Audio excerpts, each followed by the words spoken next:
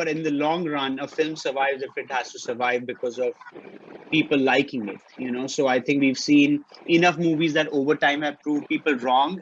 A big film that made 200 crores, nobody watches after a year, whereas a film that made 40 or 50 crores is watched multiple times. Dil Chahta is a great example. Andaz Apna Apna is a great example.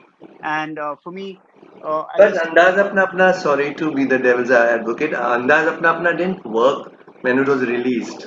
it It didn't became work. a cult film, what we call Exactly. today. That's Yeah. what I said. So media doesn't, after a point, a film survives its own.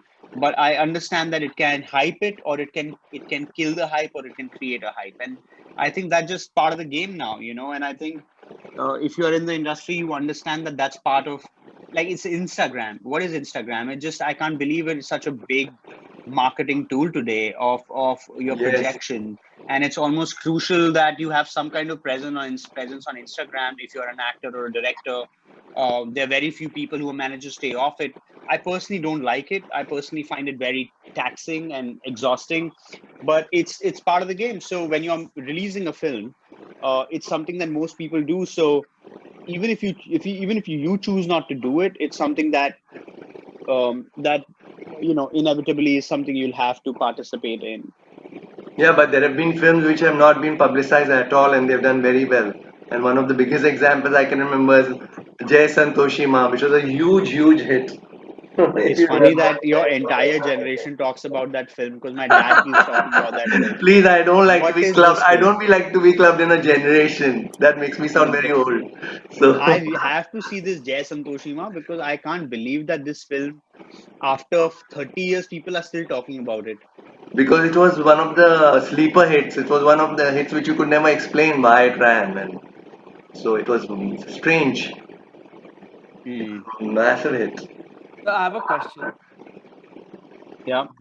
Um, how did firstly I want to ask you, how did you manage to keep such a big ensemble cast together in Kapoor and Sons? And when you're watching the film, you see it sort of becomes like a dysfunctional family. It is a dysfunctional family, but it sort of you know comes together as one. And then did the shooting ever feel dysfunctional? Bro, that's a great question. It did feel dysfunctional. Um, on days it really did feel, because the thing is, Rishi Kapoor used, he had to do so much makeup for this man. Oh yeah. He had to sit in makeup room for 5 hours before coming to set. So he had to wake up at 5:30, get into the makeup chair, and come to set by 11, and then shoot with me till 6. It's fucking maddening. It is. So he used to already be angry by the time coming on set.